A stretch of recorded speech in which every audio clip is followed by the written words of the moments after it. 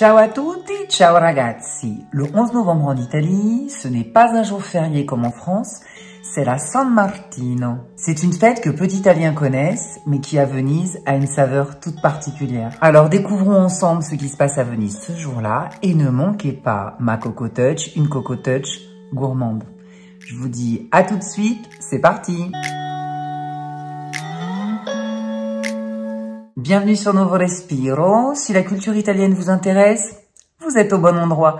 Ici, on parle d'Italie, de culture italienne, pour connaître, pour approfondir, pour comprendre une Italie plus proche de la vraie vie des Italiens. Je poste une vidéo tous les vendredis. Je vous invite d'ores et déjà à me lâcher des tonnes de petits pouces pour m'encourager et donner un peu de visibilité à la chaîne. La San Martino est une fête très importante à Venise depuis 1540, l'année où l'on a construit une église dédiée à Saint-Martin. Cette église se trouve dans le quartier de Castello, près de l'Arsenal. À Venise, le saint est aussi représenté en train de donner son manteau sur un bas-relief du XVe siècle qui se trouve sur la porte de l'oratorio della Scuola di San Martino. Mais qui est ce San Martino? San Martino œuvrait au nom de la charité et de la justice, et sur son cheval, il allait évangéliser, surtout dans les campagnes, où il a accompli des miracles. C'est un homme simple, c'est l'homme des paysans. Il est devenu archevêque par la volonté du peuple, mais il est toujours resté humble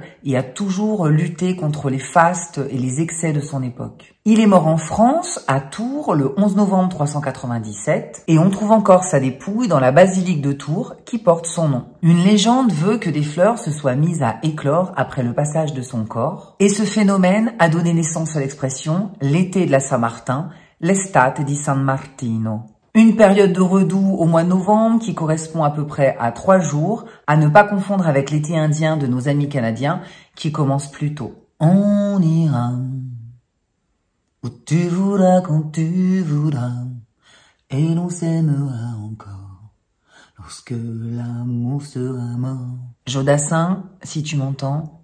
La San Martino est une fête très ancienne. Jusqu'à une époque toute récente, cette date marquait en Europe la fin de la saison agricole et le renouvellement des baux ruraux, ainsi que l'embauche de nouveaux ouvriers agricoles pour la saison à venir. Dans le passé, pour cette fête, on mangeait des châtaignes grillées, on buvait le vin nouveau. On a gardé un petit peu cette tradition avec les vins nouveaux qui vont bientôt être débloqués. Le 17 novembre en France, c'est la date légale pour le Beaujolais nouveau. Certains chantaient sous les fenêtres en espérant que les habitants, à l'image d'un Saint-Martin, veuillent bien leur laisser quelques biens ou quelques châtaignes. De nos jours, en Italie, seuls les enfants ont l'habitude de fêter la Saint-Martin, souvent accompagnés de leurs parents. Le jour de la San Martino, les enfants ont le droit de faire du bruit. Ils arpentent Venise avec des casseroles, des couvertes, des cloches. L'objectif étant de récupérer auprès des commerçants quelques pièces pour s'acheter un gâteau de la Saint-Martin. C'est donc une tradition qui reste très bon enfant, très populaire et très ancrée à Venise. Il y a même une comptine de la Saint-Martin. Ce n'est pas une comptine qui est en italien, c'est une comptine qui est en vénitien. Et je l'ai trouvée particulièrement intéressante car elle a une double signification, une pour les enfants, une pour les adultes. Saint-Martin est allé au grenier pour rendre visite à Mamie Rita. Mamie Rita n'était pas là.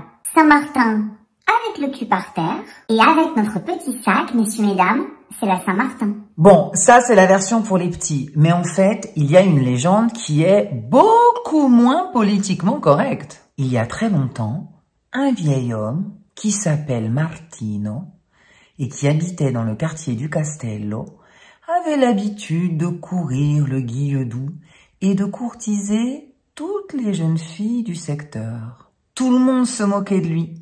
Mais un jour, une jeune fille succombe non pas au charme du vieux Martino, mais plutôt à sa fortune. Martino, tout heureux, considère la jeune fille comme sa promise. Et un jour, alors qu'il se rend chez la jeune fille et monte dans la soupente où elle logeait, il la trouve en douce compagnie.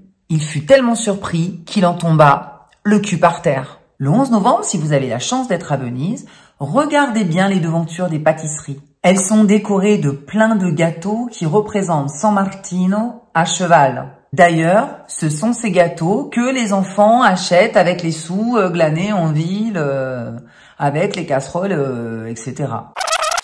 Il dolce di San Martino, le gâteau de San Martino, c'est un gâteau avec une pâte brisée, recouvert d'un glaçage en sucre, avec du chocolat et plein de décorations. À Venise, on le trouve dans les pâtisseries et même dans les bars, dans les jours qui précèdent le 11 novembre. Mais on le trouve aussi dans d'autres villes de Vénétie, par exemple à Padoue et à Trévise. Et maintenant, la Coco Touch du jour. À vos fourneaux, je vous propose la recette du Dolce di San Martino. Vous allez pouvoir donner libre cours à toute votre imagination, à toute votre poésie, à toute votre créativité. Et d'ailleurs, j'attends dans les commentaires les photos de vos œuvres pour ceux qui auront eu le courage de s'attaquer à cette institution vénitienne. C'est une recette de difficulté moyenne, c'est une recette économique. Vous pouvez la faire avec les enfants, elle n'est pas très longue, il faut compter 40 minutes de préparation et 15-20 minutes de cuisson au four. Pour faire un San Martino d'environ 20 par 30 cm, il y a 2 étapes. Première étape, la préparation de la pâte, une pâte brisée. 4 ingrédients, 250 g de farine, 150 g de beurre, 100 g de sucre et un jaune d'œuf. Pour le glaçage, prévoyez du chocolat, des bonbons, on peut même mettre des M&M's, des petits bonbons Haribo, des petits grains de sucre. Tout est possible. Pour faire la forme, le mieux c'est de découper dans du papier sulfurisé une forme de cheval à vos crayons qui vous servira pour faire un calque pour ensuite découper la pâte. La première chose à faire, c'est donc de préparer la pâte brisée. Dans un saladier, mettez d'abord la farine, puis le sucre, le beurre ramolli en petits morceaux et le jaune d'œuf. Vous gardez le blanc de l'œuf dans un bol, vous le mettez de côté, il pourra vous servir ensuite soit pour le glaçage, soit vous pouvez le congeler, ça fonctionne très très bien. On va commencer à travailler la pâte du bout des doigts en mélangeant le sucre, la farine, le jaune d'œuf. Et c'est seulement quand ils seront bien mélangés qu'on va pouvoir petit à petit, toujours à la main, intégrer la farine. On travaille toujours du bout des doigts pour en faire une pâte homogène. Quand la pâte est bien homogène, on constitue une boule. Si c'est un petit peu délité, vous pouvez mettre cette boule de pâte 30 minutes au frigo. Vous l'entourez au préalable de film alimentaire. Ensuite, vous prenez une feuille de cuisson, vous la farinez, vous étalez votre boule de pâte pour faire un grand rectangle, à peu près de 30 par 40 cm pour vous donner une idée. Vous déposez votre calque et vous découpez la pâte en suivant le calque. Avec le reste de pâte, vous pourrez faire des décorations, par exemple les rênes du cheval, le manteau de San Martino pour les plus doués. Soyez créatifs, c'est le mot d'ordre. Mettez le tout au four avec le papier cuisson, un four que vous aurez préchauffé à 180 degrés. On laisse cuire à peu près pendant 15-20 minutes, ça dépend de votre four, surveillez-le du coin de l'œil. L'idée, c'est que votre cheval soit un petit peu doré. Quand la pâte est cuite, vous allez pouvoir la laisser refroidir avant de procéder à la décoration. Bon, à présent, vous savez tout. Il n'y a plus qu'à passer à l'action. À vendredi prochain pour un nouveau respiro. Ciao, ciao!